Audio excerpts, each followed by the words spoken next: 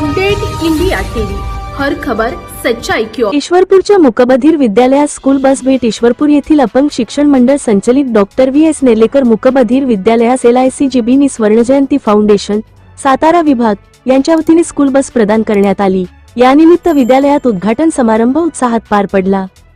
कार्यक्रमाची सुरुवात बसचे पूजन करून रिजनल मॅनेजर NS राघव यांच्या हस्ते उद्घाटनाने झाली।